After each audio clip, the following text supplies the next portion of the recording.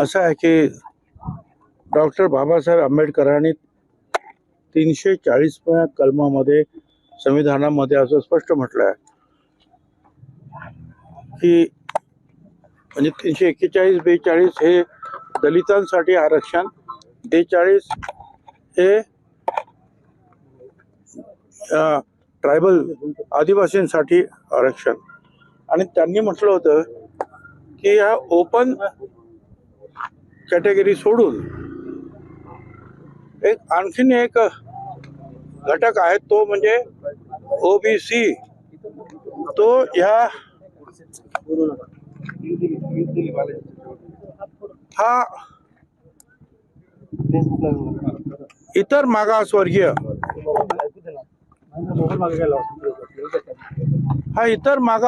जो आहे हा घटक फार मोठा आहे.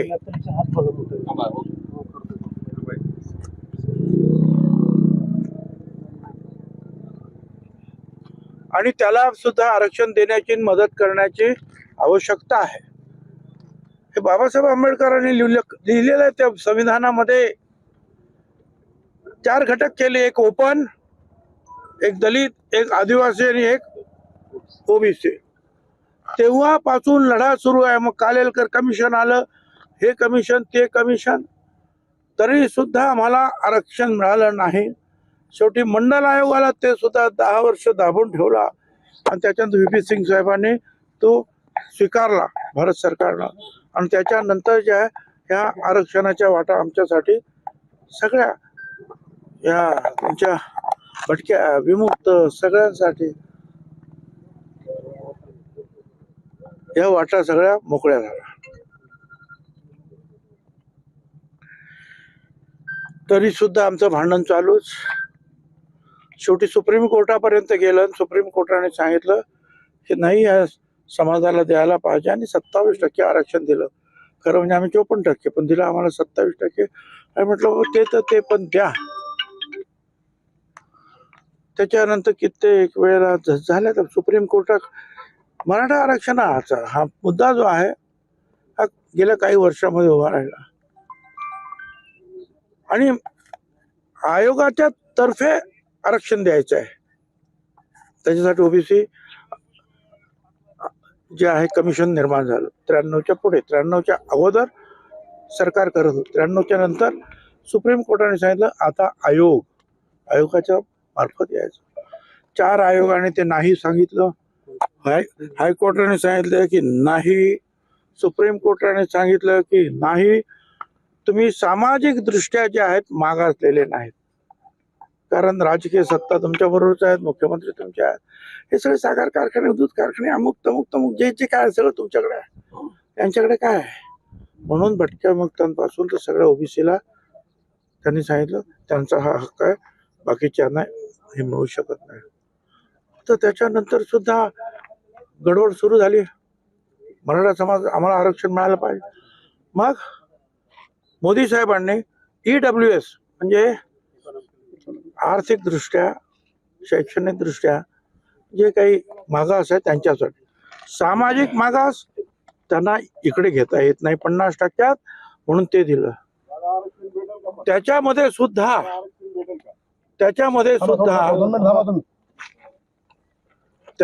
सुद्धा मराठा समाज हा 80-90% सरकारने सांगितलं की यांनाच फायदा मिळेल. तरी सुद्धा म्हणाले की मराठा आरक्षण पाहिजे. मराठा आरक्षण 10% दिलं. काही लोकांनी EWS ते 10% त्याचंही सर्टिफिकेट घेतलं. काही लोकांनी मराठा आरक्षणाचं त्याचंही घेतलं. हे दोन्ही घेऊन आता म्हणतात की नाही, ओबीसी मध्येच आम्हाला टाका.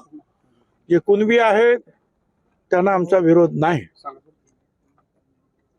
त्याच्यासाठी जे आहे हैदराबाद गॅझेटमध्ये काय म्हटलं, काय ते शोधा. शिंदे समिती न्यायमूर्ती 2 वर्ष काम करते. ते गेले तेलंगणामध्ये, इकडं तिकडं हैदराबाद सगळे 2-2.25 लाख त्यांनी दिले. आता हे म्हणतात सगळ्या मराठ्यांनाच मिळालं पाहिजे. अरे काय, आणि मग त्याच्यानंतर हे अशा प्रकारचे जे आहेत 3-4 दिवस काय हैदोस मुंबई शहरामध्ये घातला आपल्याला माहिती आहे. मागच्या वर्षी अख्खं बीड जाळलं जरांगीच्या कार्यकर्त्यांनी आणि यावर्षी मुंबईमध्ये येऊन काय केलं पाहिजे. आणि त्या प्रेशर खाली हा GR निघाला आणि हा GR जो आहे हा ओबीसीच्या मुळावरचा आहे असं आमचं म्हणणं आहे. आम्ही ते मुख्यमंत्र्यांना सुद्धा लेखी कळवलं आहे. हायकोर्टात सुद्धा लोक जात आहेत, जाणार आम्ही आणखी, कारण आमच्याकडे 374 जाती आहेत. प्रत्येक जण म्हणतो की आम्ही जाणार. ठीक आहे.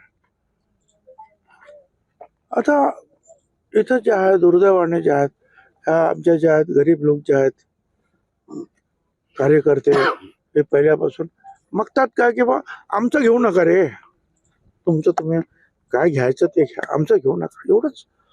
आणि त्याच्यावर सुद्धा गदा आली म्हणून तिथला जो आहे आमचा भरत कराड हा घरात सगळ्या मुलांचे जे आहेत मुके घेतले, जवळ घेतलं, त्यानं खूप प्रेम केलं त्यांच्यावर आणि बस थोडंच निघाला. गावचे लोक समजा 3-4 दिवस ते तोच म्हणत होते की संपलं आपलं, आता काय पुढं राहिलं नाही आपल्याला. आणि त्याचं आणि सगळ्यांच्या समोर त्याने उडी घेतली. लोकांनी वाचवण्याचा प्रयत्न पण केला पण तो काय वाचला नाही. आरक्षण मिळवण्यासाठी सुद्धा अनेकांच्या जे बलिदान झालं, आता वाचवण्यासाठी बलिदान करण्याची पाळी आलेली आहे.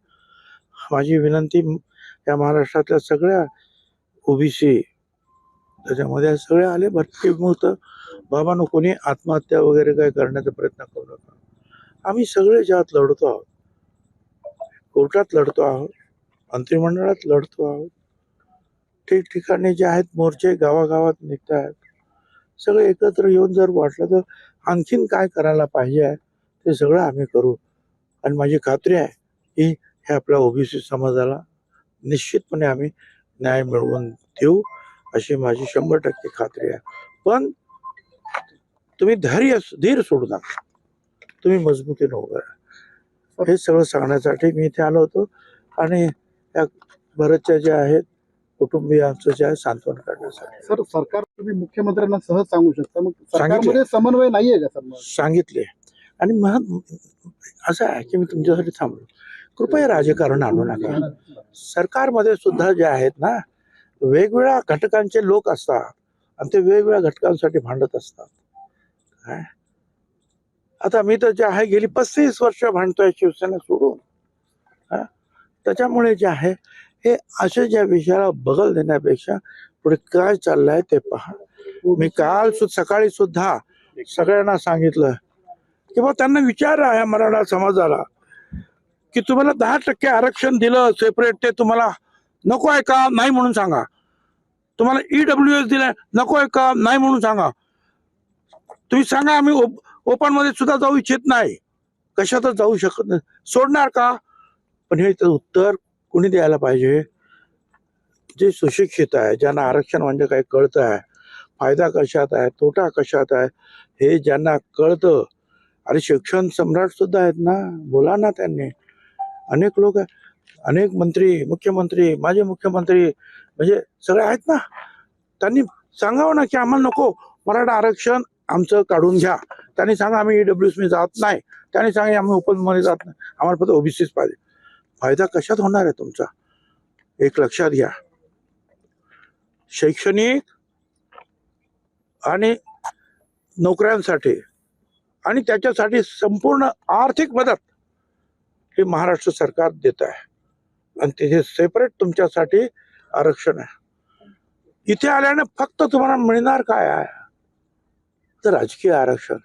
राजकीय आरक्षण अगोदरच तुमच्याकडे आहे, आपोआपच आहे. मंत्री सगळे आहेत, जिल्हा परिषद सगळ्या, कुठेतरी जे एखादा सरपंच वगैरे होणार ते सुद्धा व्हायचं. आणि त्याच्यासाठी तुम्ही या तुमच्या मुला बाळांचं नुकसान करणार का? जे सेपरेट तुम्हाला दिलेलं आहे शिक्षणासाठी आणि नोकऱ्यांसाठी. एका अण्णासाहेब पाटील महामंडळ आणि या इतरांना सुद्धा जे आहेत किती पैसे दिले तुम्ही या सगळ्या सारथी आणि या सगळ्यांना?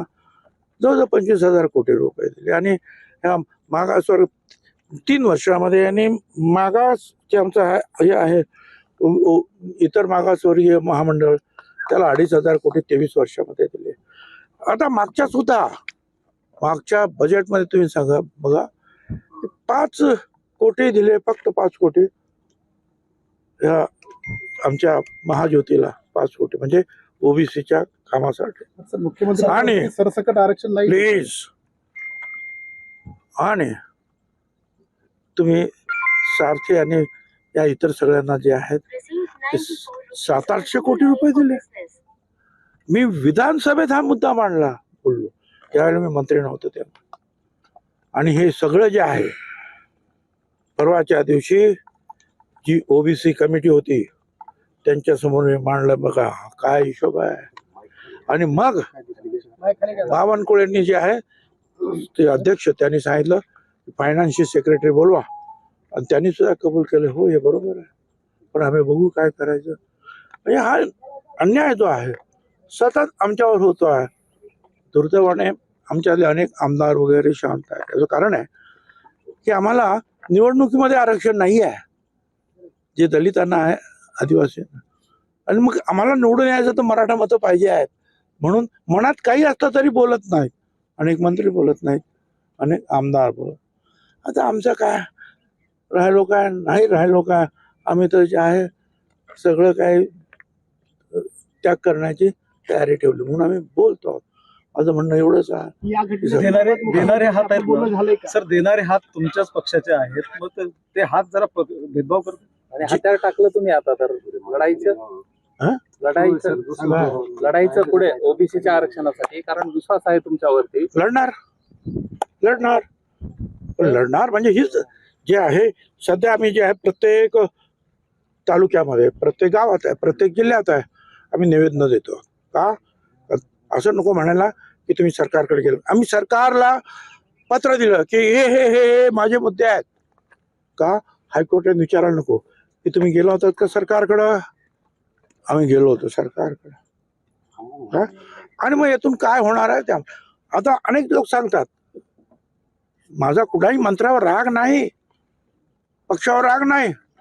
अनेक सांगतात की नाही ओबीसीला आम्ही धक्का लावणार नाही. अरे जिथे एका ताटामध्ये 3 भाऊ जेवत आहेत तिथे आणखीन 4 आणून ठेवले तर कोणाच्या वाट्याला काय येईल. आणि धक्का कसा लागणार नाही. तुम्ही आम्हाला बाहेर काढणार नाही, तुम्ही आमच्या याच्यामध्ये आणून बसवणार लोकांना. जाणारच ना सगळ्यांचं. तो मोठा समाज आहे ना तो. त्यामुळे जे आहेत आम्ही हे जे आहेत आम्ही त्यांना सांगितलं. आणि शेवटी आता आम्हाला माहिती आहे की अडचण त्यांची आहे, इकडे आड तिकडे विहीर चाललेलं आहे त्यांचं. पण आम्हाला खात्री आहे की या राज्यात आणि देशात अजूनही न्यायालय जे सुरक्षित आहेत. न्यायदेवता आम्हाला निश्चितपणे न्याय देईल. एक एक शब्द जो आहे आम्ही त्यांच्यापुढे मांडू की याच्यातून काय काय होत आहे आणि काय काय दिलं आहे हे सुद्धा आम्ही मांडणार आहोत. सर, गोरगरीब ओबीसींचं वाटोळ केलं आणि मंत्रिपदी भोगली असं जरांगे म्हणतायत. हे बा मला त्यांना काही उत्तर द्यायचं नाही. आता मोठा मनुष्य आहे मी, लहान माणसांचं ओबीसी